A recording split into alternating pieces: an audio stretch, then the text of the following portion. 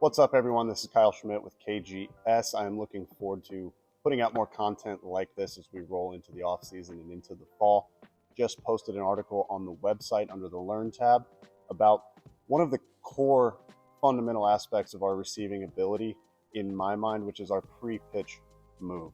Okay, so very simply, that pre-pitch move is the movements that we are making in between the time that we give the pitcher a nice target and the time that that ball hits our glove as we are receiving it.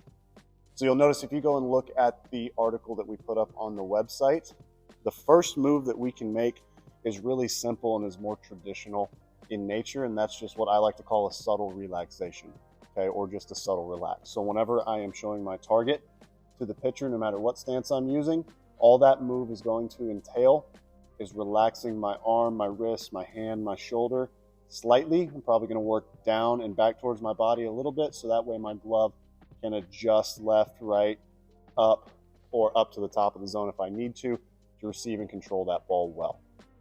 The second type of move that we can make is going to be a little bit more modern in nature and something that you see a lot of players at the higher levels doing, and that's going to be dropping our glove all the way down to the ground. So whenever we do this, we are giving our glove the opportunity and the space to work from up underneath the ball back to the zone. The third type of pre-pitch that we can do, and this is something that I like to do as I am receiving the ball, is a more neutral glove load. So this is going to be a little bit more movement with our pre-pitch, then that subtle relaxation, and going all the way down to the ground. For this move, I'm going to get down below the zone, down below the baseball bat, closer into my body, so that way I can adjust to the pitch and work up. I can adjust left, right, whichever direction I need to go. I can also get my glove back up to the top of the zone to be able to work over the top and back down. If we want to cheat our glove to the anticipated location of the pitch a little bit more, we can do so by doing what I call a glove shade. So if we've got a pitch, let's say it's a right-handed four-seam fastball that we're trying to go down and into the righty and receive that pitch well somewhere in here. Whenever I get set up in my stance, I'm going to show my target to the pitcher. Let's say I need to show him a target that's a little bit more inside. I'm going to go ahead and shade my glove outside of that pitch location. So you'll notice that my glove is outside of the plate here. So that way, if they do hit their spot, and when they hit their spot, I'm able to work my glove back to that pitch and through back into the zone, or I'm able to work back to that pitch and then absorb that ball back into the center of my body and give a really good presentation to the umpire. Similarly, I'll mix my stance up here. Let's say we're going down and away. You can pick any pitch. I'm going to get set up in more of a standard right knee down stance. I'm going to show my target to my pitcher. Could be here, could be here, could be here.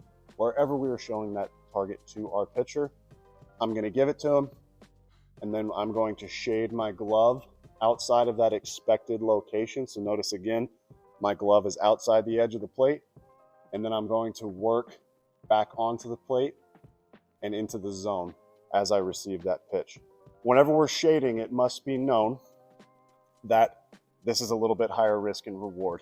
So if I get set up, let's say again, we're expecting this pitch to be on the inside edge of the plate to a righty, and I shade that way. If that pitcher misses their spot over here somewhere, that is a lot of distance for me to go and make sure that I still capture that part of the zone and I don't give anything up on the outside edge of that zone. One of the last types of pre-pitches that I like to discuss, again, we've talked about that subtle relaxation, we've talked about putting the glove down on the ground, talked about shading to different sides and a more neutral glove load somewhere in the middle of the body, is what I like to call a negative glove load. So negative meaning that I am working further back away from the pitch, from the plate. You'll see that my glove goes somewhere underneath my body. I'm exaggerating that a little bit here so you can see the depth that my glove is taking. What this does is it allows us to really emphasize creating force and leverage out of that pre-pitch. Right now I'm seeing a lot of content about the thumb drag. Okay, so you can probably hear that on the ground there. My thumb dragging on the ground before I would work out to the pitch and back up to the zone as I receive it. I like this pre-pitch. However, you need to make sure that you are getting really good moves off out of that position, or else it's really easy for us to get beat. If I'm late and I'm trying to catch that ball close to my body and then have to ride it up here. Or if I'm early and now I have to reach out and really work to control that pitch way out in front of my body at contact with the glove before I would move it. We've talked about in the past how if we get into those extended positions with our arm, it becomes a little bit more difficult to control the pitch. We want to make sure that we still have some leverage at our elbow and our shoulder, and we're not receiving that pitch too deep somewhere in here or too far out in front by reaching out and going to get it. So understanding that there are a variety of pre-pitch moves, or glove loads as I like to call them and some people like to call them as well, is important to understanding how we can effectively receive the ball. Again, whenever we are receiving, the main goal is not to steal as many strikes way outside of the zone as we can. If we happen to do that, it's really valuable because we're adding strikes to our pitcher's outing, we're getting more calls, and effectively working to reduce runs while getting more outs. But whenever we are receiving the ball, we want to make sure that pitch is located in the edges of the zone and over the heart of the zone are not called balls. We want to make sure that we maintain those pitches and we don't turn them into balls. We want to capture as many strikes as we can. And when we happen to grab a few more as a result of our receiving actions and as a result of the pre-pitch move that we are using, we're going to be in a really good spot. I wanted to move on though, after talking about those 5 types of moves that we discuss in our handbook, on the post, in this video. Want to move on to talk about some of the things that can happen with those pre-pitch moves that could negatively affect our receiving output or our ability on the field. So I'm going to go step by step through each of those pre-pitch moves and each of those different types and talk about some of the things that could negatively affect us as we are receiving the ball. First, when we go back to that subtle relaxation, I'm going to get set up in just a normal primary stance here. I'm going to set up down the middle to make it easy. Whenever I'm showing my target to my pitcher and I relax down and back slightly with that more subtle, smaller move, I want to make sure that I don't immediately pop out back to the middle of my body and then have to chase that pitch away from the zone. So let's say we've got a fastball in the outer half here. I relax and then I come up as that pitcher is delivering the pitch. And now I have to chase this ball this way. I'm going to catch it and then move it back. You see how that movement becomes more two-pieced. It becomes a little bouncier. We want to work to eliminate that. If we are working with, let's say, more of a neutral glove load, so I'm going to, again, get set up in that basic primary stance, and I'm going to work down somewhere in between the ground and that smaller move that we just talked about with the subtle relaxation. I'm going to work down in here somewhere. We have that tendency, again, to want to climb this way to protect ourselves. It's a natural move that we make whenever we are receiving, to want to get back into the middle of our body. But now let's say we've got a curveball, a slider, a changeup, or a fastball at the bottom of the zone or just below the bottom of the zone. If that glove bounces up here, now I'm going to have to go back down to that pitch before I would work up. And again, we get choppy with our movement. So if I go up, back down, and back up, the umpire is more than likely going to feel that or see that, and they might be more influenced to call that pitch a ball, which we don't want to do, especially if that ball is going to be in zone from the start. Whenever we talk about our glove load going down to the ground, you'll notice on the post that we put up in the graphic on that post of what those different pre-pitch moves might look like, we could go glove to the ground here where the pocket is facing the ground. We could go glove to the ground here where I'm somewhat presetting that angle with my elbow and my shoulder to be able to work back to the plate.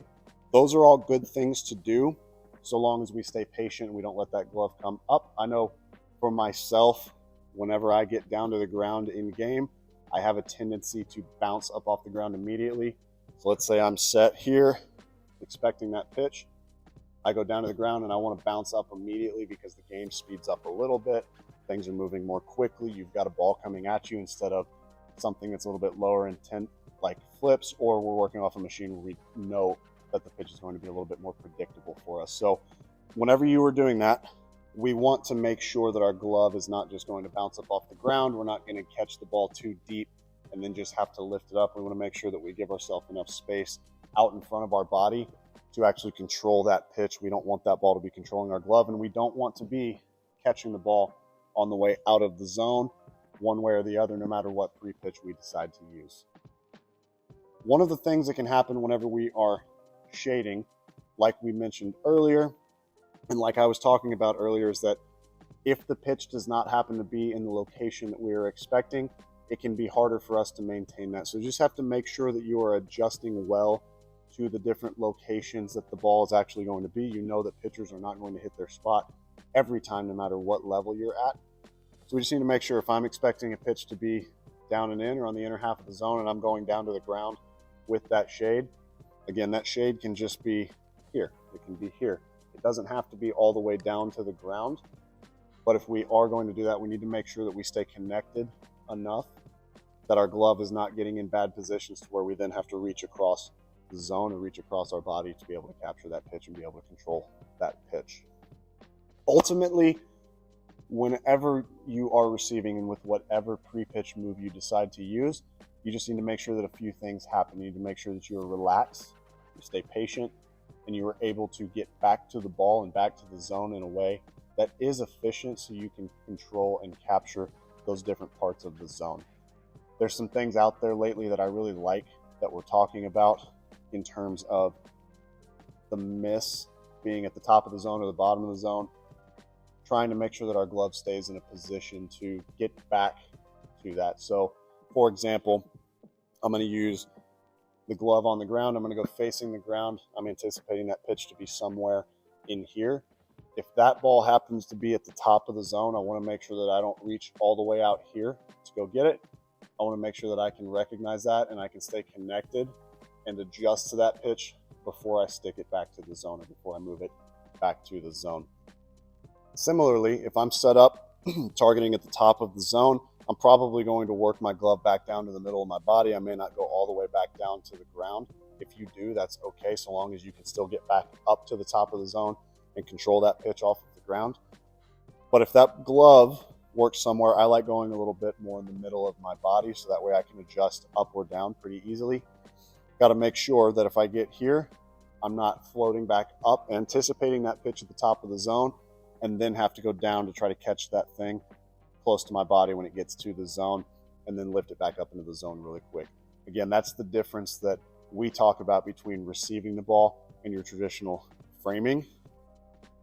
Is if I'm in a different position than I'm expecting the pitch to be with my glove, and I go down and take that ball away from the zone and then yank it back to the zone real quick, that's where we can run into some trouble. So I just want to make sure that I'm in a position to be able to adjust. If they execute and hit their spot at the top of the zone, boom, cool. If they don't and they go to the bottom, I want to make sure that I can still get a move off and control that thing and present it really well to the umpire with all the other elements that we've talked about before. Making sure that the glove is relatively flat when we present, making sure that our presentation, no matter where the pitch is pretty consistent as we catch and control that ball. So like I said, there are many different ways that you can work to receive in terms of your pre-pitch move. Here are 5 of the ways that I've identified that I like to think about the pre-pitch move as it relates to your receiving and how you're actually working to the ball. You can use one of them, you can use none of them, you can use all of them. Ultimately, it's up to you to figure out what pre-pitch move is going to allow you to receive the ball best whenever you get in game and you've got a pitcher throwing to you. You want to make sure you're not losing strikes for them. You want to make sure that you're earning a few more whenever you can by getting off good, efficient, clean receiving movements back towards the zone with your setups, with your stances, and with whoever is on the mound working in front of you. Hopefully this information is helpful, just talking about some of the things that can happen out of these different pre-pitch moves and talking about the ways that we can apply them to the game. One of the things that we work on while we're using a CRT belt is making sure that we stay connected to our body in our stance and with our move, making sure that we don't get too far out in front so that we can pair our pre-pitch move with a good, efficient, clean movement while having strength behind it back through the ball or to the ball, and then absorbing that ball back into our presentation. And make sure to check out our website, www.kgsbaseball.com, and on all social channels at KGS Baseball. Looking forward to bringing you all of those things and more.